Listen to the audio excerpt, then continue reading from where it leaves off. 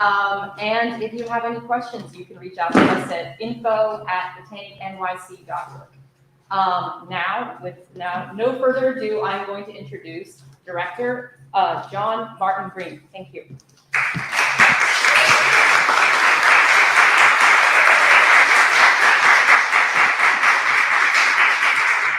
Good evening, family.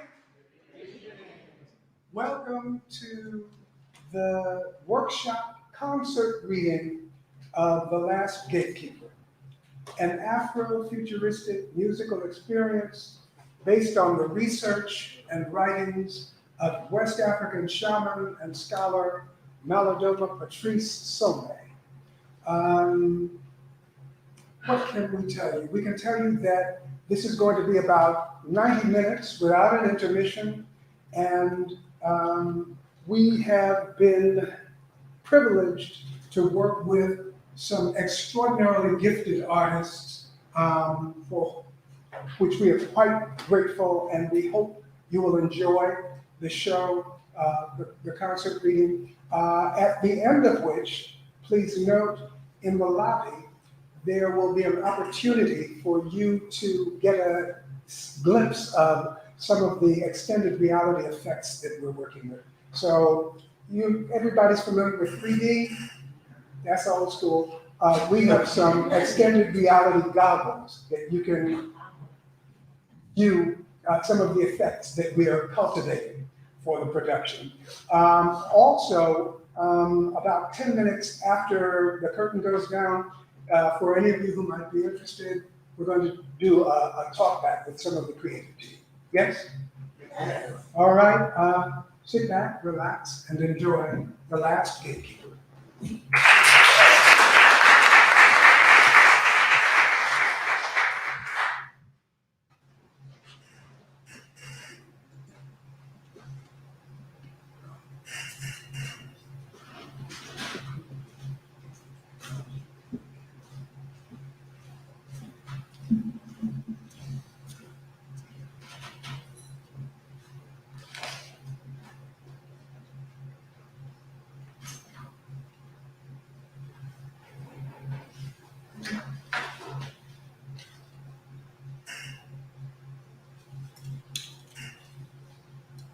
The Last Gatekeeper by Germana Toussaint.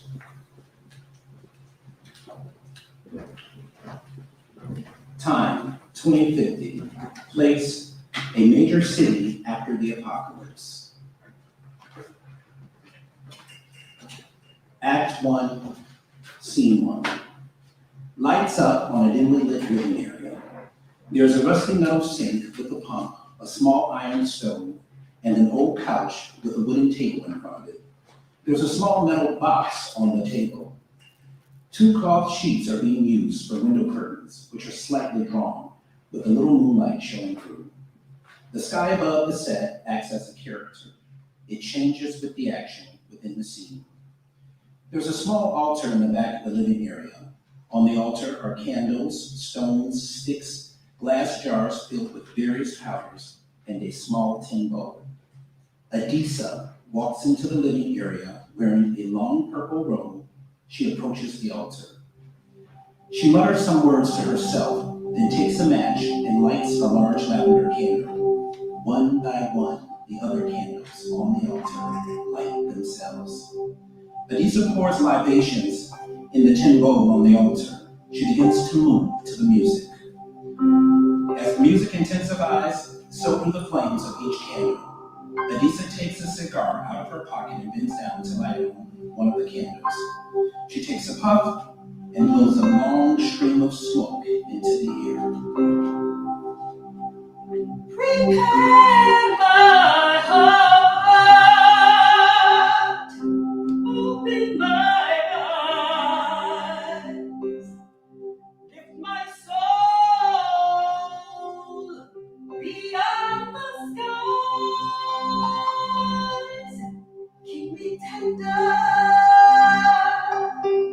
open me, let me see what is to be.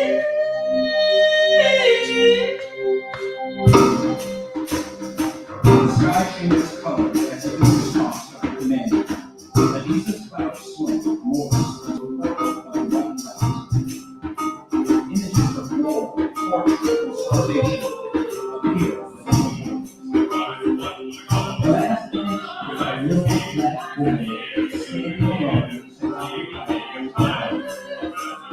Adhesive takes in what she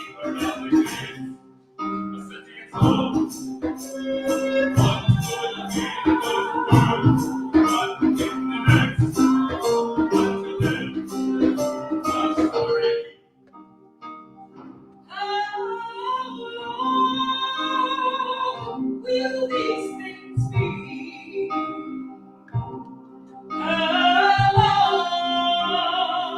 Until we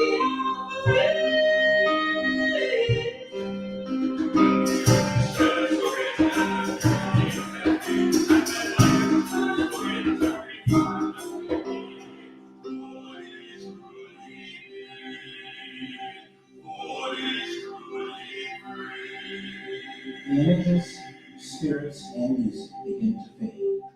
The sky returns to normal. What in the hell does that mean? Wait! I don't understand. It all fades away. There's a rattling outside the door. Can you open the door, please? Adisa puts out her cigar on a tray by the altar. She opens the window and uses her hand to wave all of the smoke out. I know you're up. I can hear you fumbling around. 1 second. Adisa intensifies her efforts, using her hand and robe to wave the smoke out. Adisa unlocks the door. Londi comes through the front door with 3 mesh cloth bags. She sets them on a small table in the living area as she scans the room and sniffs the air. Do you need some help with those? I smell smoke. Did you light up again? Don't act deaf and dumb, old woman. You heard my question. Old woman? I remember when my name was Mama, Mima, Mamu. Didn't I warn you to stop all that foolishness? I have my rituals just like you have yours. If anyone sees you, they'll have you taken away. No one is taking me And anywhere. I don't want you setting the place on fire. Dee, you treat me like a child sometimes. And worse, someone else's child. I smell cigar smoke on everything. I can see you fall asleep with that damn thing in your mouth. I'm sick of it. And you're too old to be smoking anyway. I need the smoke. Another excuse. It shows me things. The smoke. That's why we have the box and the info transmission. That box don't know shit. I trust what I see in the smoke 10 times over what that hunk of metal says. I would throw it out the window if I could. But you can't, and you won't. You'll find out if you do. You gonna help me put the rashes away or not? You were gone a little too long for just picking up the rashes. I was late, and this was all that was left. How long you been seeing it? Your smoke didn't tell me? It only shows me what I need to see. But I don't need no smoke to see this. I can smell love on you. Adisa sniffs the air. Or is that lust that I smell? How long? Stay out of my business, old woman. Oh, I must have hit on something mighty juicy. Is he in the resistance? Is he tall, dark, and handsome? Oh, I wonder. Go back to your room. I need your help. I don't need your meddling. No, I want to help. And to meddle. No, trying your best to work the last nerve I got reserved for you. Your accent is showing. Every time you get defensive, the ancestors get a hold of your tongue. You can run from them as much as you want, but you can't outrun them. They're everywhere. Where? Where are they? Where's all this mystical power you speak of? Look at where we are. Where's the help when we need it? Where is the protection? They fix food in silence. Adisa starts to unpack the dried food. Nandi fills a pot with water, puts it on the old metal stove, and lights a fire. You know, you can talk to me. What's the point of talking if you already know everything? And what's the point of knowing everything when you can't fix anything? You know so much, but you couldn't stop Dad from getting killed. You couldn't stop the war. You couldn't stop us from ending up in this hellhole or help us get out of it before all the shit fell apart. So tell me, what do you know that will change anything? Adisa puts her hand on Ollie's stomach. It's a boy. I have seen him in my dreams. It's a baby boy. And I pray with all my being that he'll bring you joy even more. That you see clearer than I do what he's coming for, what he's meant to do. Like God's have placed this miracle inside of you.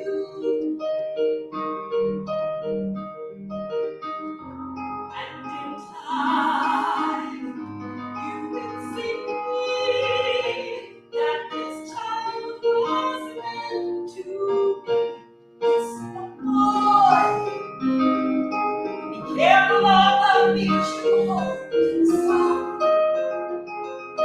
Be careful of the doubt you try to hide. Don't cry, 'cause a child is made of dreams and never died. From another seed, from another time and place, we have dreamed him here.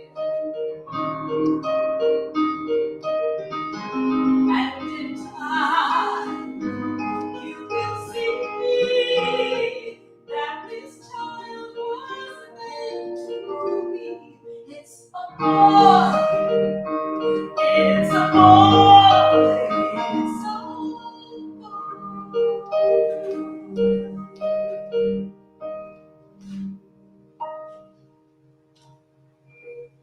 As the edges of the box light up, it warns of a Category 3 hurricane that will affect the area within the hour. Namdi and Adisa speed up their meal prep while packing up leftover food items. These storms are going to be the death of me. I keep wondering when one is just going to blow us off the face of the earth. The administration kept treating it like a joke, like they couldn't see the signs. Glaciers melting, fires, diseases popping up. Just continue trying to destroy the planet. And put all the blame on dissenters, or whatever they're calling them. Atheists, feminists, queer folks, anyone involved in the resistance, anyone not adhering to their laws. Scapegoats to distract people from the real enemy. The earth will survive all their foolishness, but we may not survive her anger. If she wanted us gone, we would all be dead by now. For once we agree. The earth is a delicate machine with portals to the ancestor realm. There are very few left who know where the portals are or how to maintain them. Without a guardian, they each close and we lose our connection to the other world. And without that connection, we're done. That's why Mother Earth is turning against us. And I lost you again. Lost me? I thought you were on the verge of making sense. I don't know why I get my hopes up. All this portal, spirit talk. Namdi and Adisa prepared for the storm.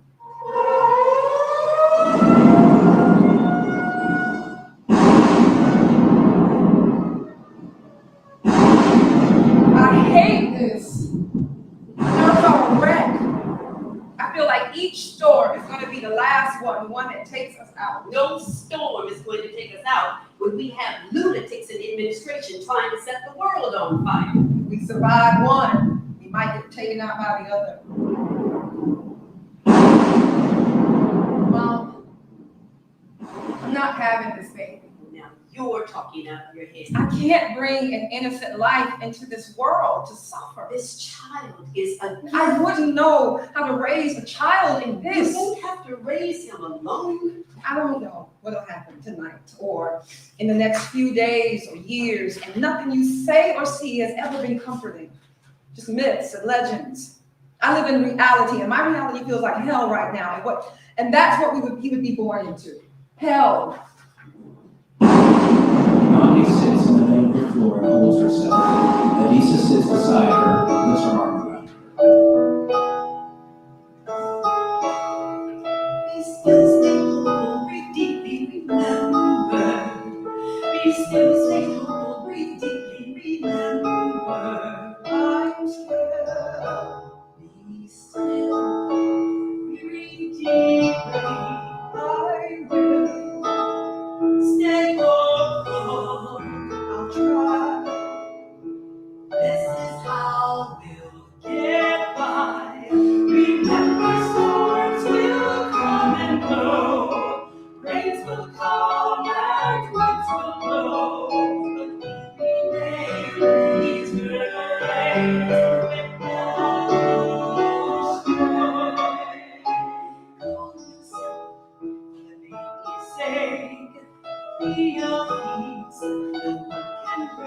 be still. Say, Lord, breathe deeply. I will remember. I will remember. I will remember. Adisa leaves. Scene 2. Nandi waits until Adisa is out of sight to call her lover Michael, who is the leader of the resistance movement. She tells him that she is pregnant and unsure she should keep the child. Michael begs her to keep it and asks her to promise she will.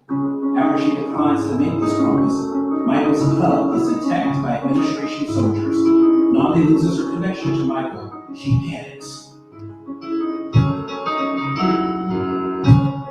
This can be.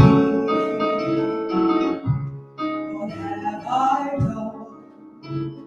This is not the life I envisioned for my only son. Death and darkness, war and hunger, the end may be near. The world may be torn asunder by the time you're here. You are too soon for this world, maybe too late. You cannot grow in a heart that's made of clay.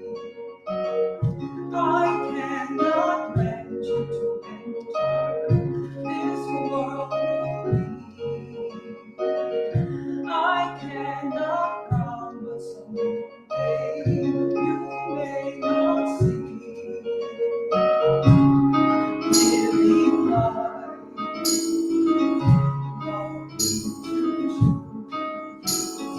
following a man to the river is much too unrelenting, unforgiving, that's how it can be. If you saw the life we're living, you would not believe. You are too soon for this world, maybe too late. You cannot grow in a garden that's made of clay. I bring you into this world, they take you out. I haven't waited since what this is all about. You shouldn't have to feel the world on your shoulders. You shouldn't have to live.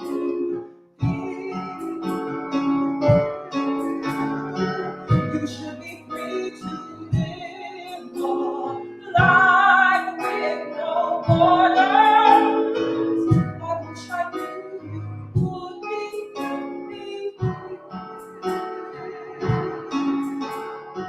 but this is what they left us, the state of affairs. We're dying every day and no one cares. You are too soon for this world. You are too soon. You are too soon.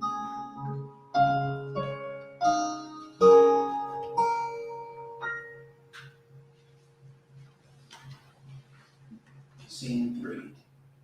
Nandi falls asleep on the couch. The night is gone. The next morning, she is awakened by a new transmission about a raid on a major resistance hub by the administration. This wakes Adisa. Turn that shit off! It woke me right out of a good sleep. You know I can't do that. They would know somehow. They always seem to know everything. You'd be surprised how much they don't know. They found Michael. That's his name. The baby's father. Never seen him because he's been in hiding in the resistance. I think he's gone. I think they took him. Oh, it's okay, honey. You'll see him again. You have to believe and have hope. I'm so sick of everyone telling me that. See the light, look on the bright side. There is no bright side anymore. The only thing in my life that brought me a little bit of joy is gone, and I'm expected to have hope. Nandi gets up and goes into another room. Sometimes hope is all we have in time, but we seem to be running out of that. The sky changes. The clouds, stars, sun, and moon move rapidly to show time passing. Nandi exits in her work clothes carrying a work bag. Nandi leaves the residence and Adisa finishes preparing the baby's shrine. It is 3 months later. Nandi returns with the baby bump and rations. It is 6 months later. Nandi heads to her room as Adisa prepares a sleeping area for the baby. She exits her room in different work clothes with an even larger belly. Adisa helps her with her bag. Nandi hugs Adisa goodbye, which surprises Adisa. Nandi leaves. Time speeds up again. It is 8 months later. Nandi returns with an enormous belly. Adisa rushes to help her get in.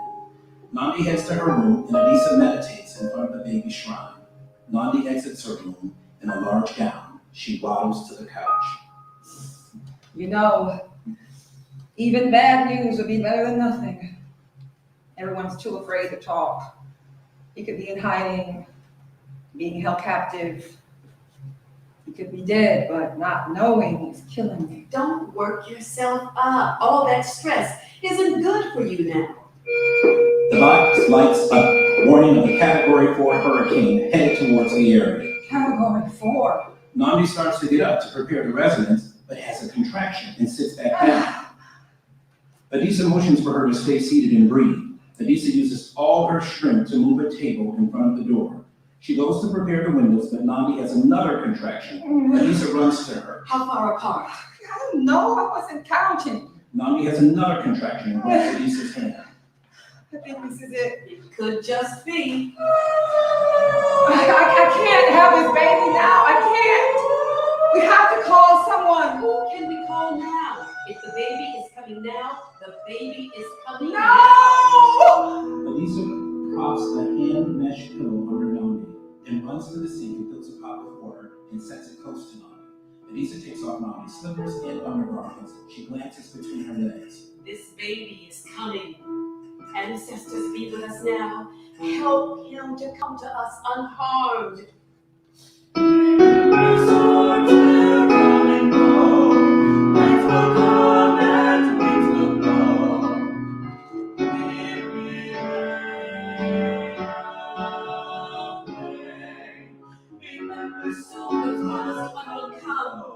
Eyes to hear, eyes to see, and ears to hear. He will be a child of resurrection, the one foot in this world, and one foot in the next. When the shades light begins to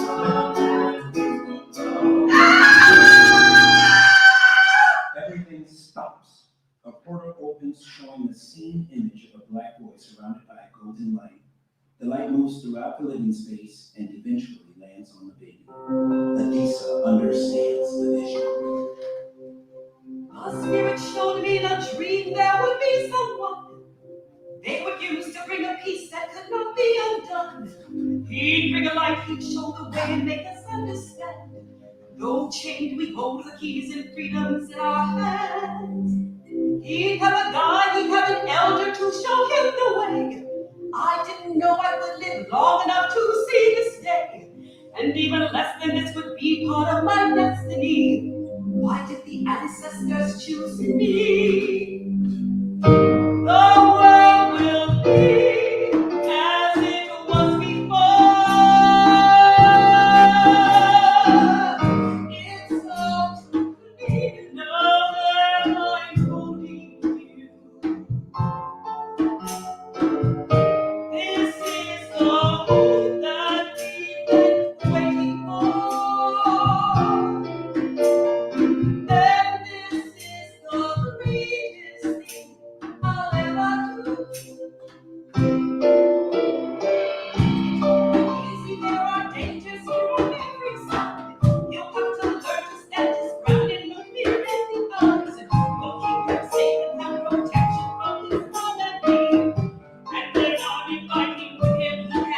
A child teaches with the purest heart we have known. He'll use his powers and no evil will be overthrown. We have been singing, crying, praying, waiting patiently, and now his word fulfills our dreams. The world will be as it was before. It's all to be known that I'm holding you. This is the hope that we've been waiting for. And this is the greatest thing I'll ever do.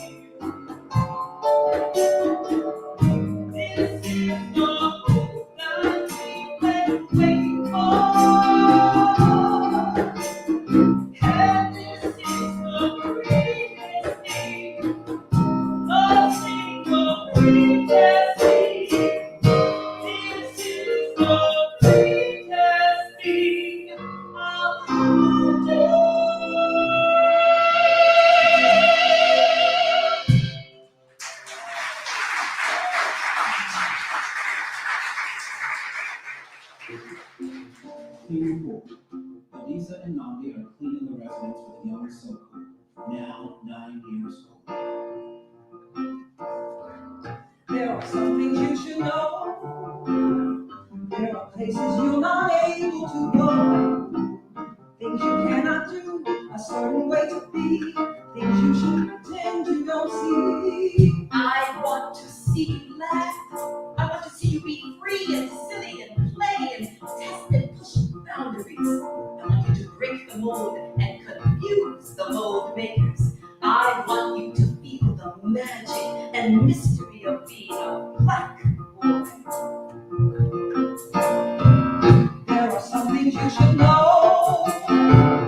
Open the windows, lock the door before you go.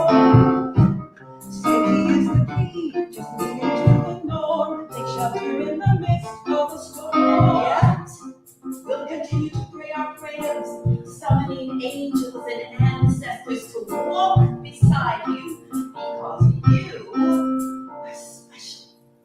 There is only one of you, and we want you to have life, and that more abundantly. Pay attention, You dream, but don't stare. do you see? Be alert, I have dreamed, be aware. you'll be. Mind your business. Be curious. Ask questions every chance you get. Explore your light. Lord knows we need it. There's plenty enough darkness in this world that your light can dispel. I have light. You have so much light. Elisa motions for Soku to kneel and close his eyes. Now still yourself and picture this. A bright light all around you. Let it grow, make it grow. Breathe it, let it ground you. If you ever feel alone, if fear tries to get you, go down, find your light, and the light from top of you. Do you see it? I can see it. Can you feel it? I think I do. Breathe, let it feel you. Soku exhales and a golden mist comes from his mouth. The mist fills the room. The sky displays a golden hue. Come to me, Ma. Soku runs into Elisa's arm and she cradles him. Well, I see this is one thing your mother passed on to you. That's probably enough for today. You should go and get your things ready for school tomorrow. Why do I have to go to school? so they can program you into submission. Don't repeat that. Why can't I learn at home with you? I would love that. But every child has to be registered in their quadrant school. It's the administration's law. What happens if we break the law? Your grandpa used to say, disruption is the birthplace of revolution. Don't repeat that. You're too young to understand. Well, I hate the law and the administration. And I hate that school. That's a very strong word, hate, an even stronger emotion. Why? I don't fit. I just stay inside when the other kids are playing. If I step outside, they call me names. What names? Weak, soft, mama's boy, teacher's pet, sissy. I get so mad I want to scream, but when I open my mouth, nothing comes. I heard my teacher tell mom I was too sensitive. In my village, being sensitive was a good thing. It meant you were aware. Being aware when everyone else is asleep is a hard thing.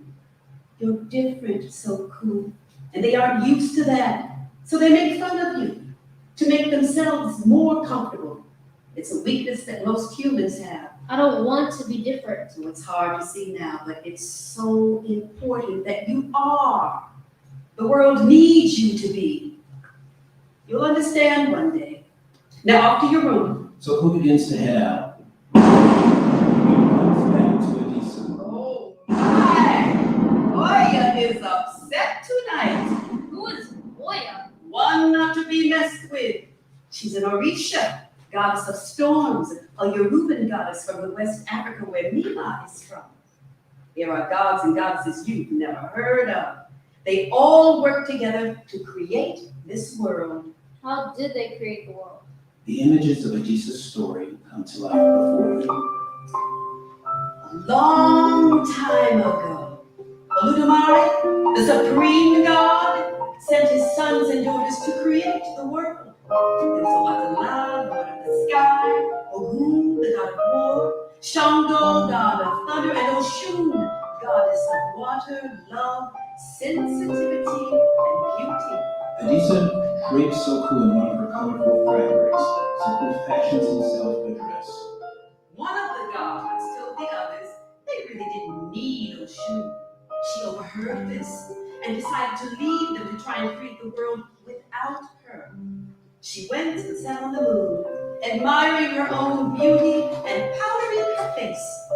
But when Oshun left, so did all the water on earth. It dried up, and these strong gods discovered they couldn't build, they couldn't make tools, they couldn't grow food, and all their attempts to create human life failed. They could do nothing because love had left the planet. The images begin to fade. Love is nothing to play with. It's the strongest force in all creation. It gives life. Remember this, nothing of consequence can be accomplished without love, courage, and spirit. But you must stay open and let it flow through you. Don't let this world harden you. Stay open, stay sensitive. It will save us one day. Adisa kisses Soku on the forehead and motions to the back room. Soku leaves. Soon after, Nandi comes through the front door in her work clothes and bag. She is shaking and trying to hold back tears. What happened? They took one of the kids today. What do you mean? One of the agents from the administration came and took one of my kids right out of my classroom. They said her parents were a part of the resistance, that's what they said, but she's also an immigrant, so who knows? I wanted to do something, but I froze. I wanted to throw myself in front of them and grab her and run, but what can I do? They're everywhere and they see everything. They're coming for children now? They're coming for everyone. I just stood there.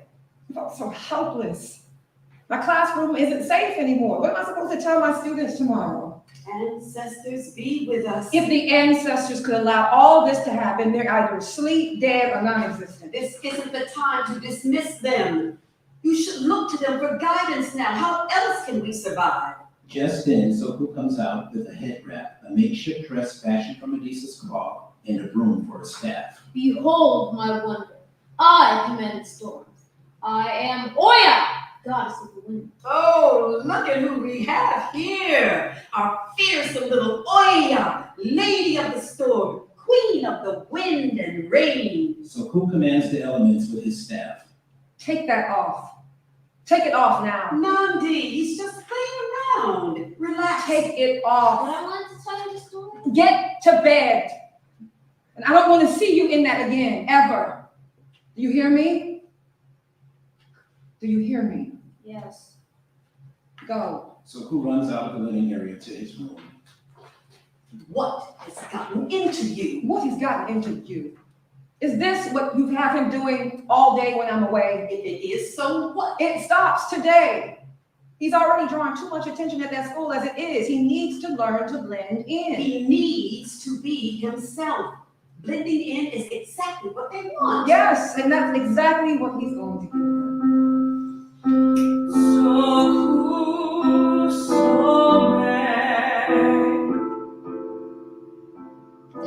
Soku enters from the back room. No, aren't you supposed to be getting ready for bed? Why are your clothes still on? I know someone called. And what did you say? Nothing. Soku exits. That child is special, gifted. He can feel things, sense things. One day, It won't be a one day the way you let him live in a fantasy world, dressing him up in drag when he should be doing homework. He needs to know what is real. I didn't ask for a special child or a gifted child. I wanted a child that would be able to survive this world and live out his adult life. That's all. I almost didn't have a child for fear that he would. lower your voice and get some sense into that thick head of yours. You think so small sometimes, it's a wonder that you can be my daughter.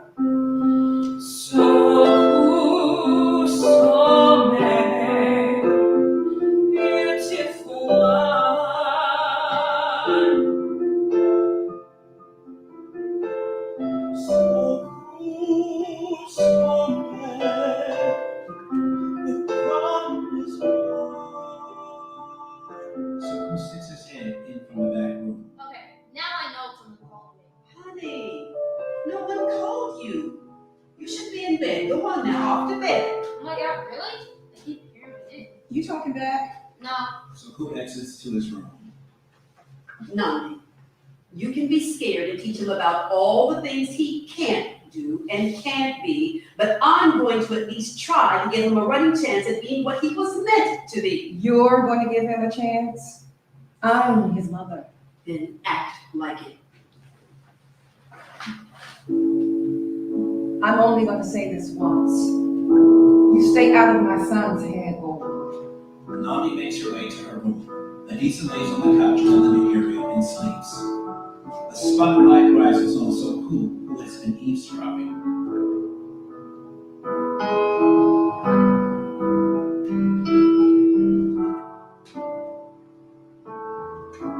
I see the sadness fill up her eyes. She doesn't want me to see. I feel the fear she tries to hide.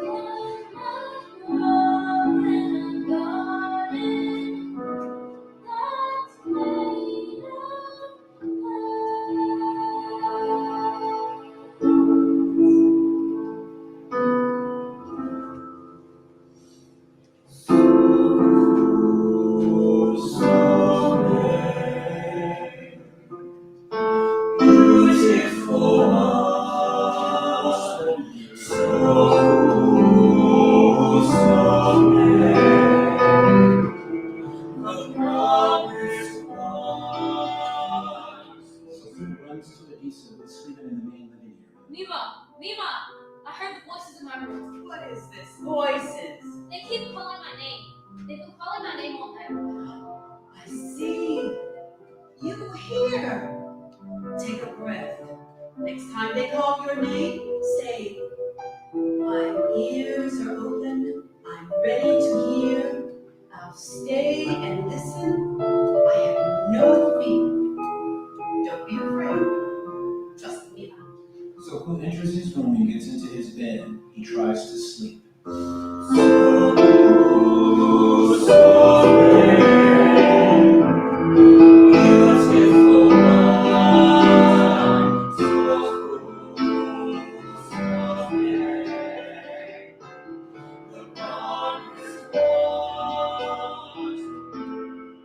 My ears are open. I'm ready to hear. I'll stay and listen. I have no fear. Who are you? We are time, space, memory, anger, love, harmony, friction, balance. I don't understand. We are the ones that are, that came before, that will be. Okay, that goes things up. We call to you because you have ears to hear. So listen carefully. What is happening now has happened before. They will take everything from you if you let them. Just like the missionaries, the explorers, the settlers that came to our people with lies and broken promises.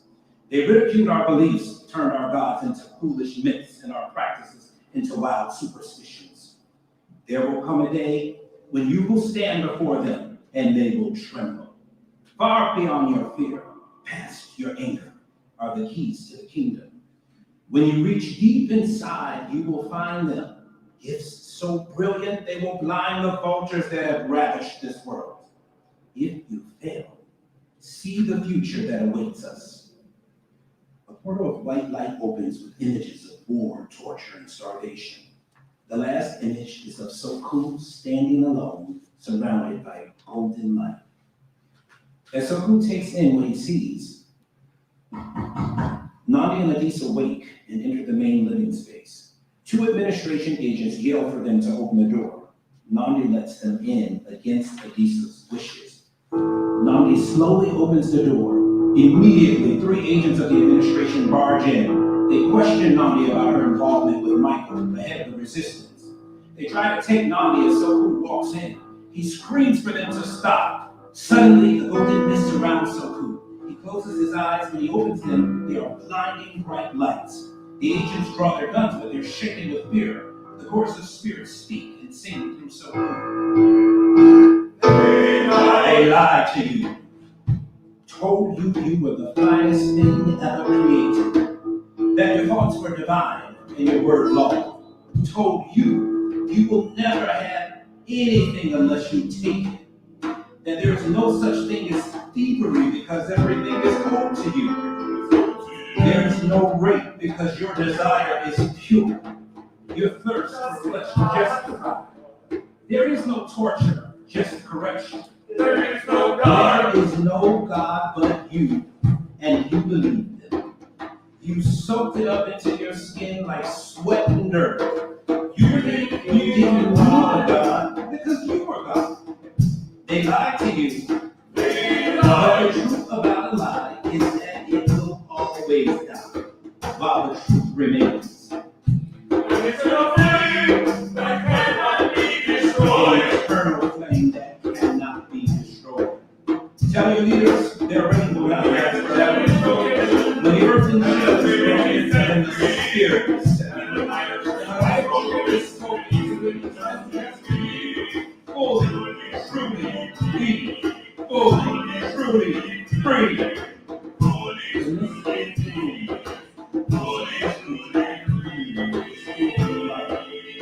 One agent runs out of the room, then another. The last agent looks around the room and makes a run for it. They are gone. The door shuts itself behind them. The light and the mist leave. So Ku collapses. Adisa catches him, lifts him, and takes him into her room. Nandi is frozen in shock.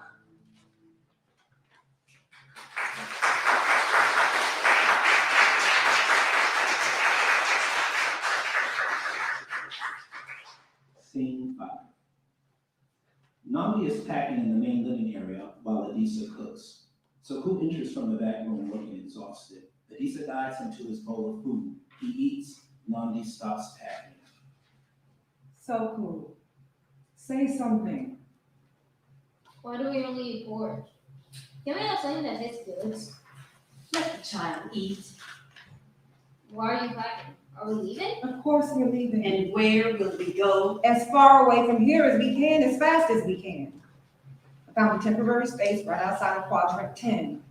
I would have left last night if I had secured the place fast enough. If we start running now, we'll never stop. And if we don't run, they'll take all of us.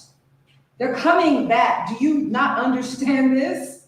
I'm quite sure his little speech last night has us all on top of their list. His little speech just saved our It lives. wasn't me. I know, sweetie. I didn't say those things. It was Whatever it was, just bought us time. Did you not see what I saw? I don't know what I saw. Are you still alive? Are we still alive? Okay then, do it again. Make the mist come, can you? Move something with your powers. No?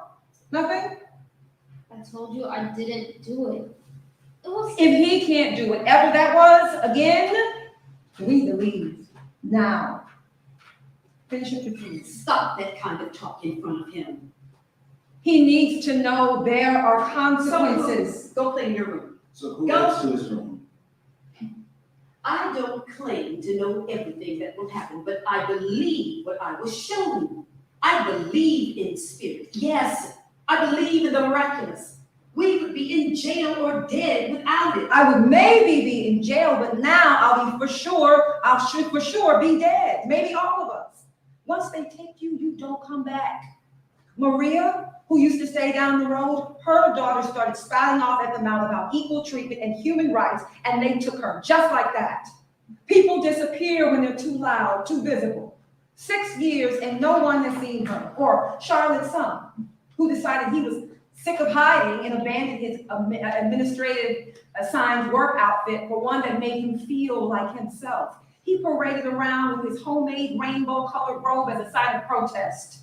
They took him, locked him in a metal box for 3 months, and fed him through a tiny hole to teach him a lesson and use him as an example for others.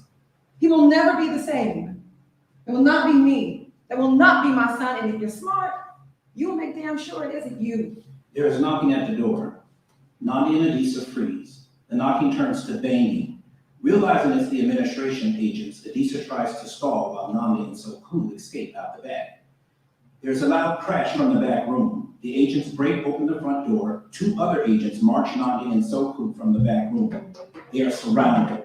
As they try to arrest, Nandi screams for Soku to use his powers to save them. Soku tries to summon his powers to no avail. Adisa is shot, Nandi is taken captive, and young Soku runs for his life through the dark streets of the capital city as he's accompanied by ancestor spirits. The lights fade on Nandi, Adisa, and the agents as Soku runs away through the darkness of the city.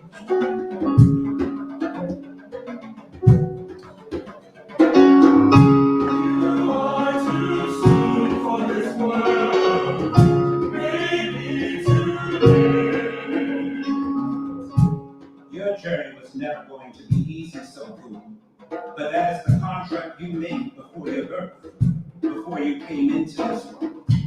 Destiny calls us to walk into the fire, past our fear, through our pain, to our destiny.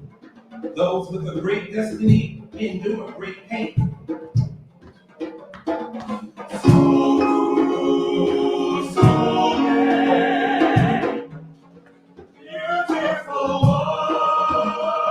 You will not remember you chose this world, this body, this life. If I could go back one more time, I could free so many. I could be a light in a dark place. Just one more trip, you said. Send me back with all of the ammunition I need to subvert the powers that be. I will not fail this time. Those were your words to us.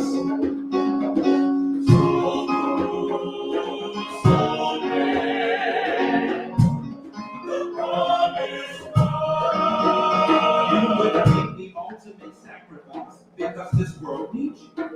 You are the last hope, the child of resurrection. One day it will be clear to you why this had to be and what you must do. For now, sleep. And remember, No matter how dark, no matter how hopeless, you are not alone. You have.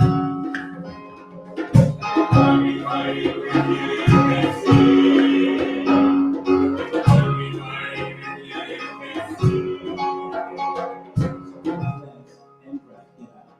He collapses. Rest. The journey to yourself is just beginning. Soku falls into a deep sleep. A moment later, a resistant soldier finds Soku asleep on the ground. He carries Soku off. End of Act 1.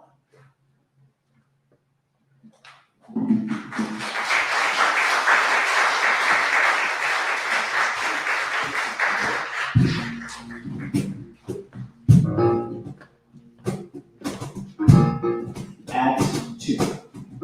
Scene 1. Lights up on an underground resistant hub. They begin their morning routine. Getting dressed, making their beds, cleaning the personal areas they serve.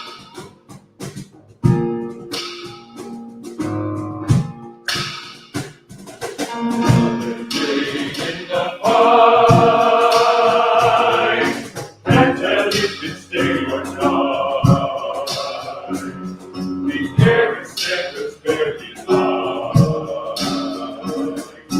Welcome to my life. We promise that we live as one. All our lives spent on the run.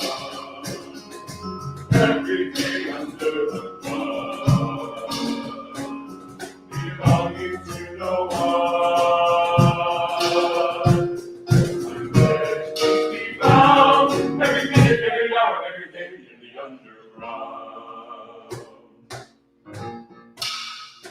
Too much running through my mind, too many running out of time.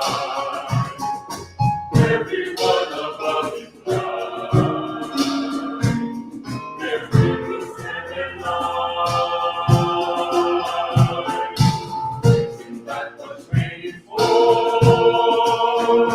The day we choose to take no more. Take them down, settle the score. Get ready for the war.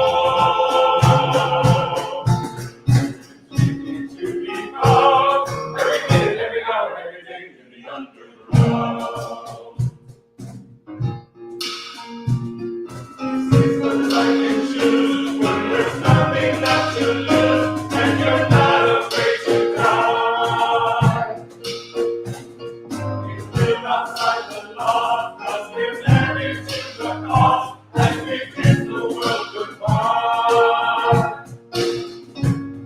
My flesh keeps me bound every minute, every hour, every day in the underground. In the underground. Who is given an order by his mentor and current leader of the resistance, Officer Platt. Soku follows the order and runs out of the room. The rest of the soldiers and the officers scatter, giving a small table, makeshift party favors and hats, and a very sad cake with one candle. He's coming. The soldiers stand in front of the cake, Soku runs back to the room. Surprise! The soldiers pull out their party favors and present the cake. They grab Soku and begin to sing an off version of Happy Birthday to him. Soku tries to smile. Damien lights the one candle. Happy 21st, soldier. Blow out the candle. Make a wish. Soku reluctantly blows out the candle. The soldiers cheer. What'd you wish for? That I make it out of this hellhole alive. Thanks for the cake, though. Enjoy it. I'm not in a celebrating mood. Scene 2. The stage is rearranged. Soku is in his quarters alone. He pulls out a small pair of shoes from when he first arrived 12 years ago. He takes them in as Damien knocks on his door. Soku quickly puts the shoes under his bed. Who is it? It's Damien. You have a minute? Yeah, one sec. Soku quickly straightens up his room, checks his hair and skin in a mirror. He checks his breath and quickly gargles with a solution. You okay? Soku spits. Yeah, 1 second. Soku smells himself and sprays on a mist. He sits on his bed trying to act unbothered. Come in. Damien Damien enters and closes the door behind him. I just wanted to see if you were okay. You just ran off. I'm good. You're good, Yeah, that's what I said. but that's not the truth. What do you mean, not the truth? You always have your mask on and your guard up. Isn't that what they taught us? You take off that mask, you're open to attack. They trained me well. Do you think I'm gonna attack you? I don't know. But you gotta hide in your pocket. Damn! Told you they trained me well. Damien takes a small package wrapped in brown paper neatly tied with a colorful ribbon. Here, What is this? open it and find out. You already ruined my presentation. So Ku opens the package. It's a silver chain with a small S at the end. Where'd you get this? I mean, From what? scratch some metal I found. They trained me well too. You made this. You're welcome. Sorry, I'm just shocked. That I can work metal? No. Nobody's ever given me anything. I wanted to find some other way to say thank you. When I joined, I didn't really fit in. Still don't. You showed me how to survive in here and out there. For years, you've been looking after me. I appreciate that. Cool. It's nothing. Stop doing that. It's not nothing. I wouldn't have stayed if you weren't here. I feel like it's fate. Like we were meant to meet. Just as their eyes lock, there's a hard knock on the door. 3 resistant soldiers are outside of Soku's room. Soku tells them he's busy, but they press him to open the door as Officer Platt wants a delivery done ASAP. We better go. I don't feel like hearing Platt's mouth. Soku motions for Damien to help him put the chain around his neck. Soku puts on his shoes and turns around. Their eyes meet again.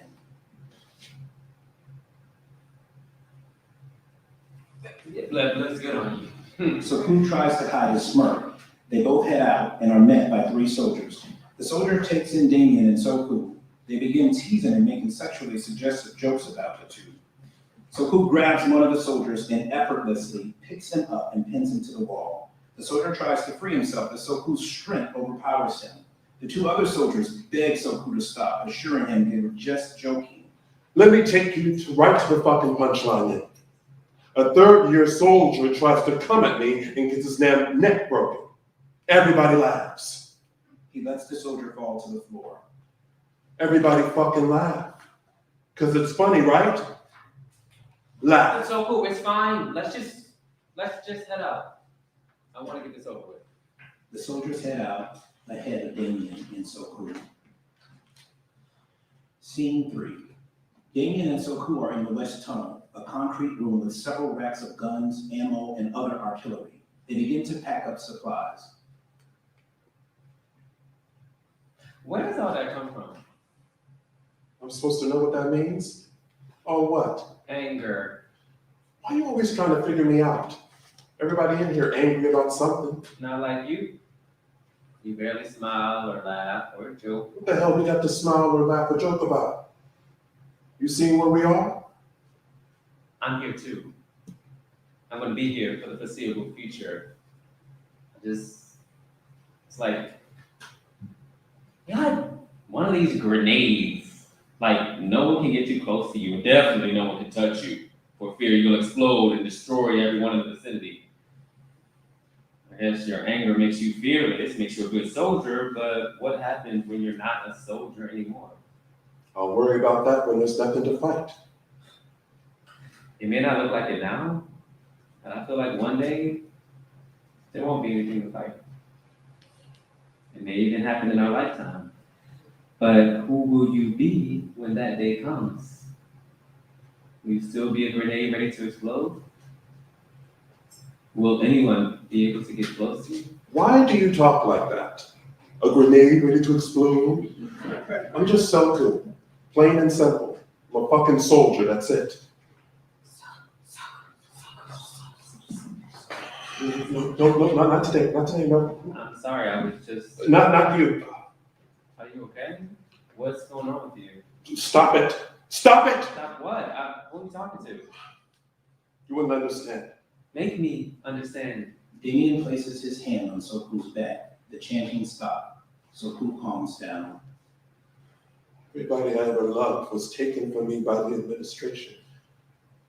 My dad was taken, my mom was taken, my grandma was shot right in front of me. They could care less who they killed. No feeling, no emotion, just following orders. I've seen the face of pure evil and I know what it can do. I'm so sorry, Soku. My grandma died trying to save us. She tried to teach me to be like you. And how is that? Open, soft, compassionate, sensitive, talkative as fuck. I think I got room for all that. Can you make room? What? You think I don't know why you never pushed me away? Why you pinned that soldier up against the wall when he made fun of me? Us. Because you want to care about me. But you're scared. And maybe you don't know how. But I see you. So cool. And I know you see me. Stop. You're talking out of your head. What other way is there to talk? Don't say that. Sound like my grandma. Listen, this is not okay. It's not the place or the time. It's never gonna be. If we're gonna make that delivery, we have to move out by sundown. Damien grabs Soku, stopping him from his work. I love you. Damn it. I'm not afraid to say it. And I made room for you, hoping you would do the same for me.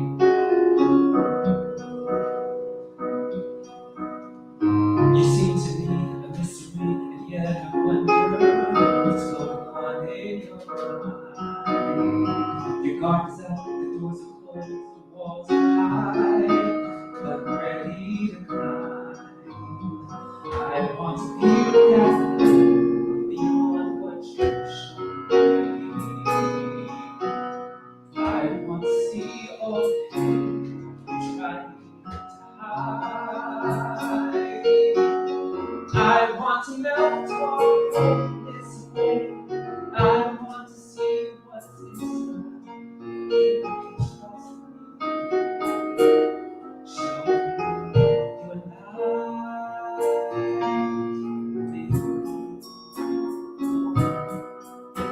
I'm better than you are now. I'll fit you see, just like the walls weigh you down. It's destiny. I know that's scary, but try to make room for me.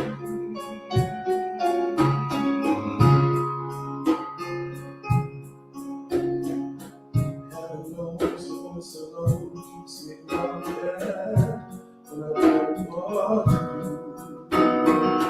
When the past and the pain have started, it's nothing more but you. Try to know me, but I barely know what to be. My heart is trying, it's nothing I want to see. I've been taught survival, that's always my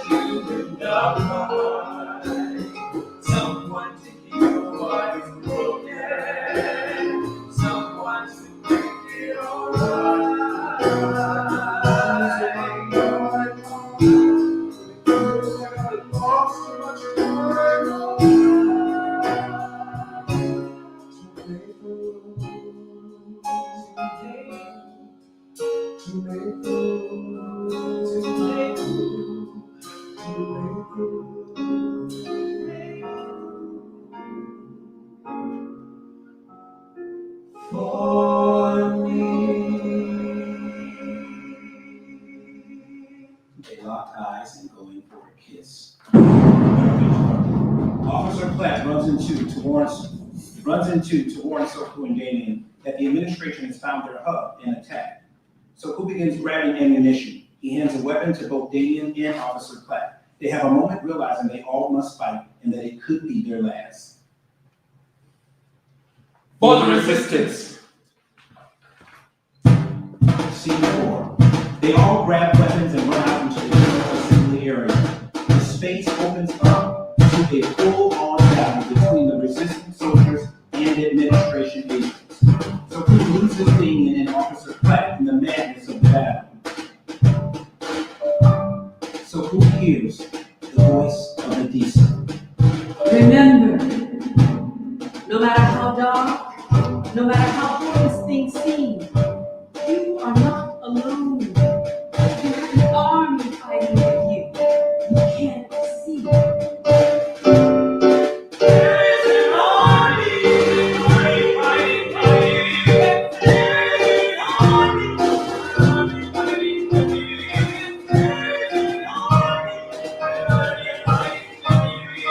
There is an army fighting, fighting, fighting. The spirit into space and guides Soku's movements as he fluidly moves through space. Using both his weapon, wisdom, and physical force, he almost effortlessly takes down several administration agents.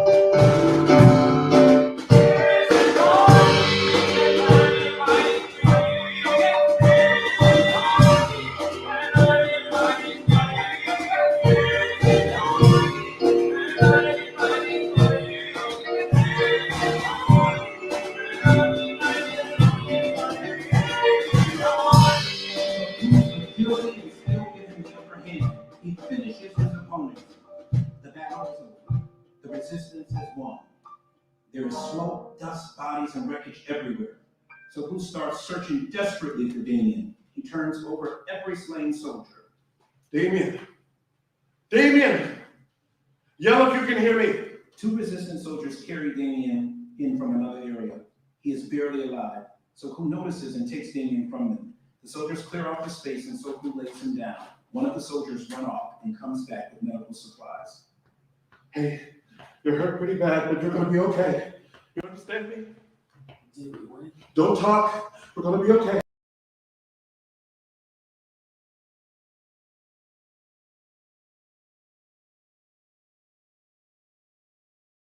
What's going on? What's happening? Help him! Officer Platt runs over to the scene and tells soldiers to move Damien to the nearest hub with the medical facility. Soku tries to go with them, but he's stopped by Officer Platt, who tells him he needs to stay behind and assess the damage. The thought of losing another person? Jack.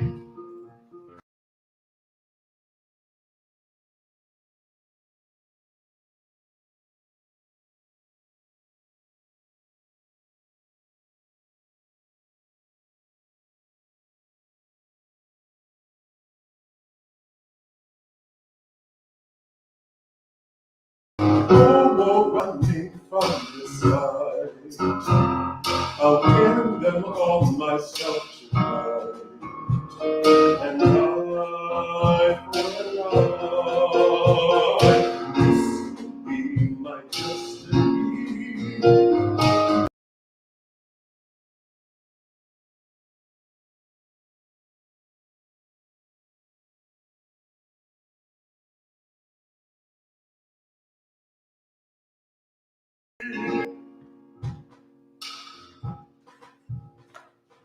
Act 3, Scene 1.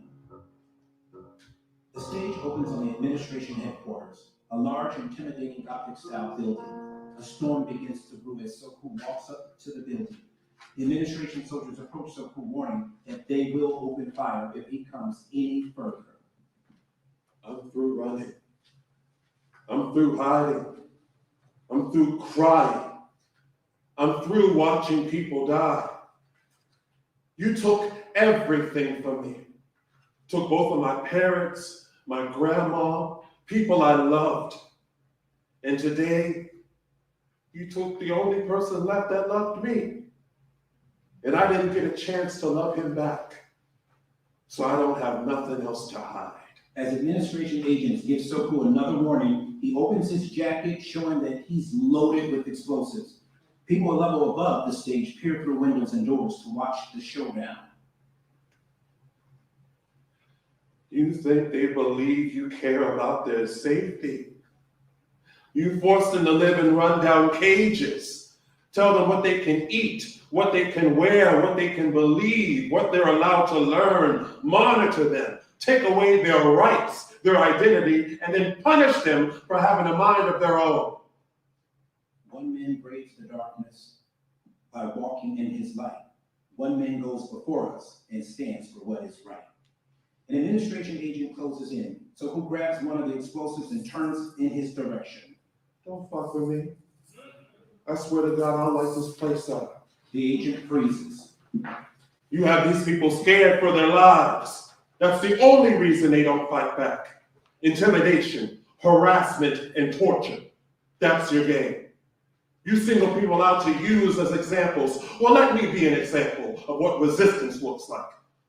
I want you to release every prisoner you're holding now. Every single one. One man filled with anger, with nothing left to lose. One man dares to ask us, which sides will you choose? So who addresses the onlookers?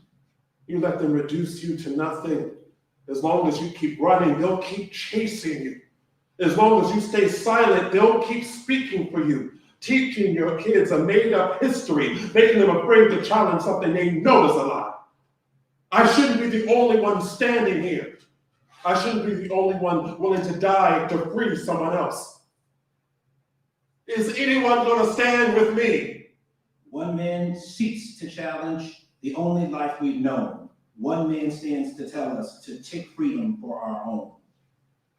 An elderly man steps forward out of his residence, then a little boy holding his mom's hand. Several people step forward and start to chant.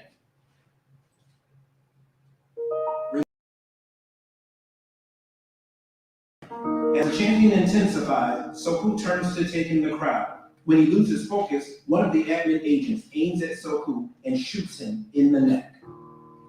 The force of the hit sends Soku's body to the ground. The crowd scatters as Soku falls.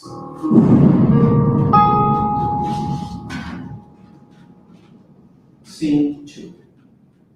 A portal of white light opens above Soku and he is transported through time and space to the realm of the ancestors. He is floating in a deep expanse of colorful energy. Where am I?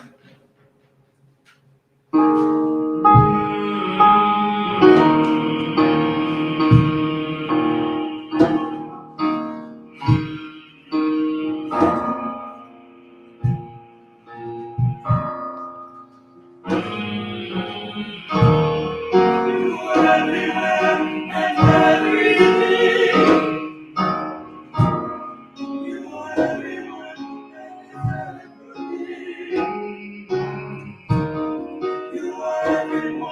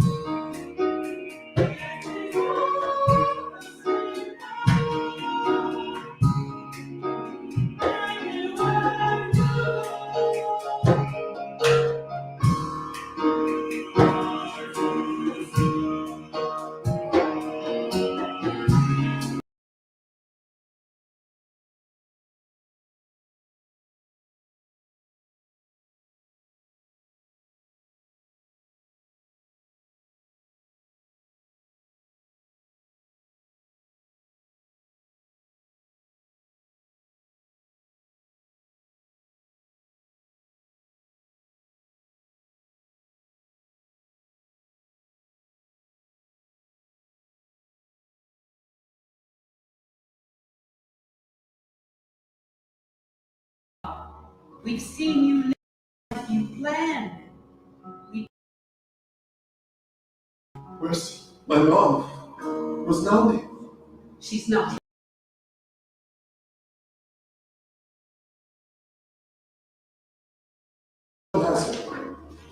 There are many that have yet to be freed.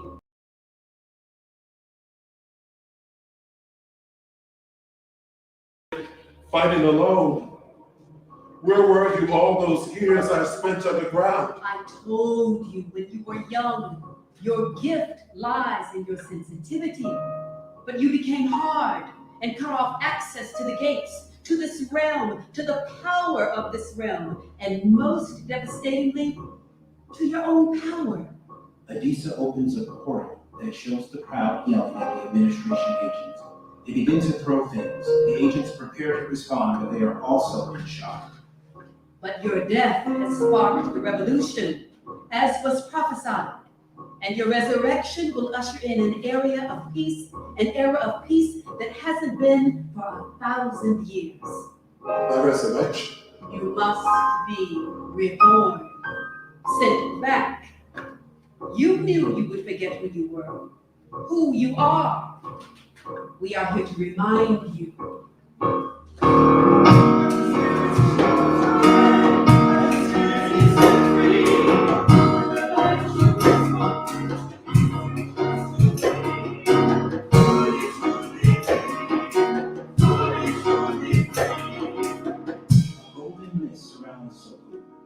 The people will see your light and be led to their own.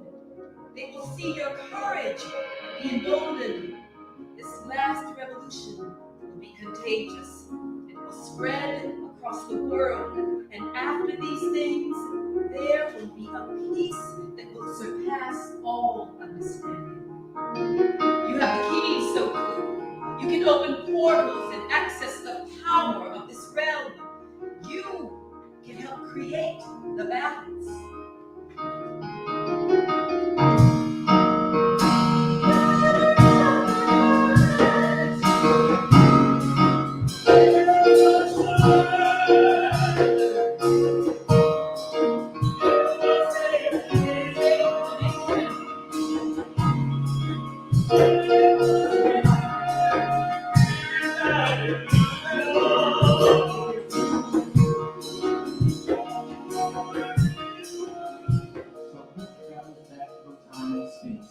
And returns to his body.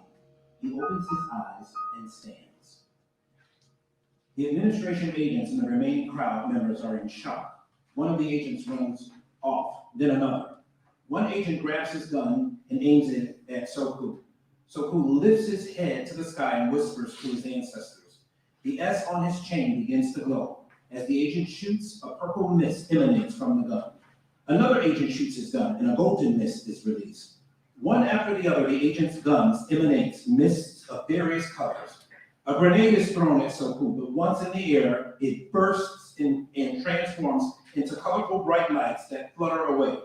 The boxes of every resident light up. As Soku addresses the crowd, his voice is amplified by each box. Today, the ancestors have granted a window for you to take back what is rightfully yours, your freedom. But you must fight to be free. Your children and your children's children will speak of this day. Lift up your heads, straighten your backs, pick yourselves up, and take back the world. It belongs to you.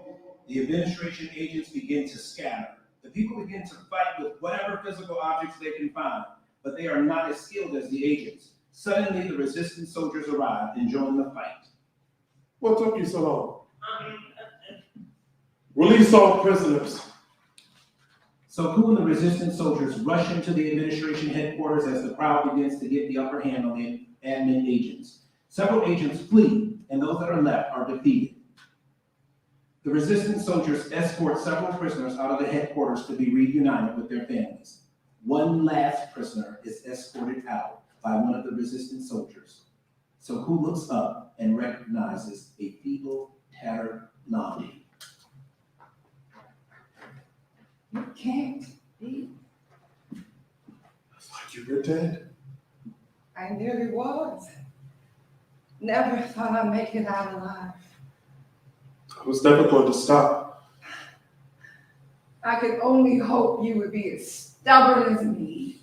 They embrace. The fight isn't over. This was just a battle. The war is ahead of us. Let this spark a revolution in every city across the nation. Let all people know that here we looked fear in the eyes and it crumbled before us. We stood up to evil and evil was defeated. We will not stop until everyone is free. Freedom is a right, but it will never be granted. It must be won.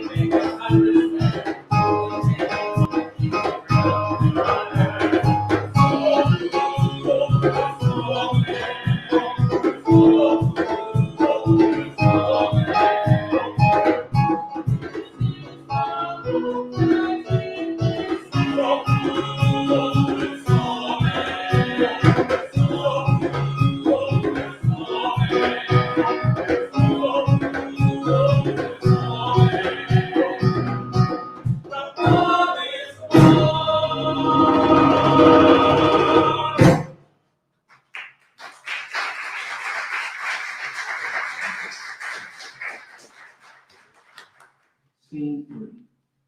Soku and Nandi are in a resistance hub filled with medical equipment where Damien lay unconscious. Mom, I spent the last 12 years with this dark hole in me. I just kept filling it with more and more anger and resentment. But the ancestors sent me someone with so much light, there was nowhere for that darkness to hide. I thought he was my last shot at being loved by anyone. And I wasn't brave enough to let him. I failed him. Because I failed you. I didn't teach you how to love. I taught you how to hide. All those years locked away in that cell, that's the one thing that haunted me the most. When I held you in my arms for the first time, the only thing I cared about was protecting you. I knew you were different, special, gifted, chosen, all the things that Mima told me. It scared me to death. She was always talking about your true self, your true purpose. I just wanted to keep you alive. Special and different doesn't last long in this world.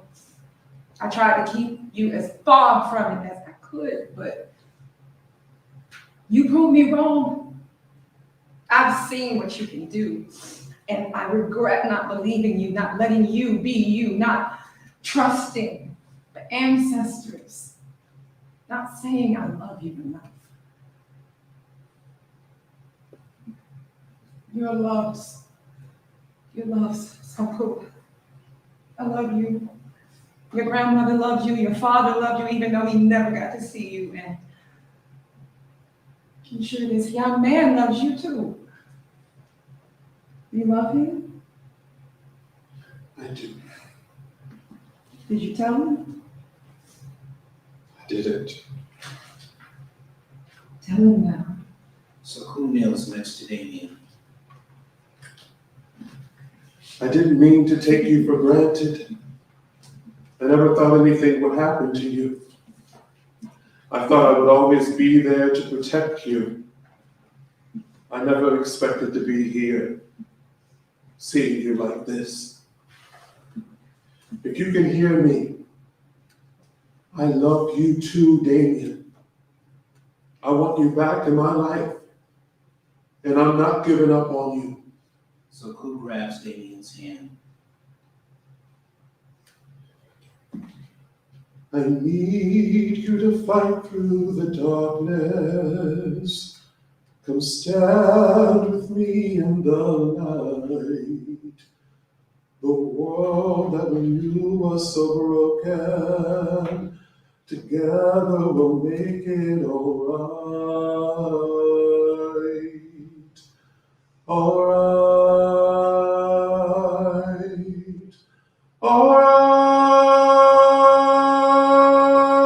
Alright. So who leans in and kisses Damien on the lips? As he kisses him, a bright light surrounds them. Damien waits. Did we win? Yes, we won. I knew you wouldn't let me go so easily. I'm never letting you go again. They embrace and kiss once again. Purple and gold mist swirl around them. Adisa appears. A revolution has begun, and it will spread across Mother Earth like wildfire. Freedom is in their hands. So what now? They have only known bondage, oppression, and fear. Guide them, lead them, teach them how to be. The crowd joins them. The background fades away. Soku takes his rod and walks across the stage. As Soku walks, his locks grow long and turn white.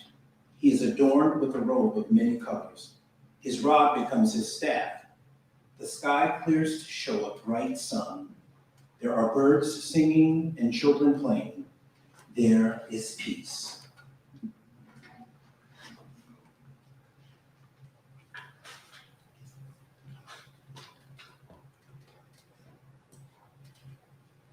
Soku is now an elder.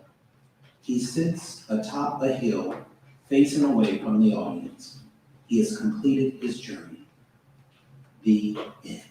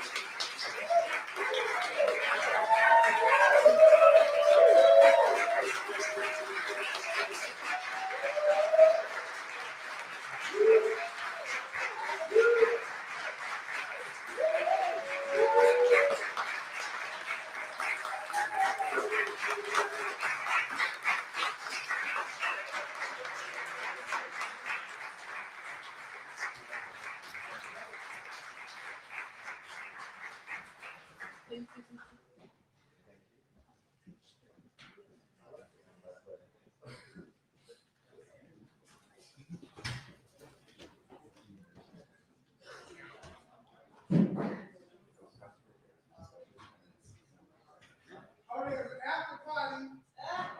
Yeah, if y'all look at the 360 video and y'all want to come back and hang out for a few minutes for the talk back, there's gonna be an after party. Sit next door. Y'all can have some big feet and potato salad.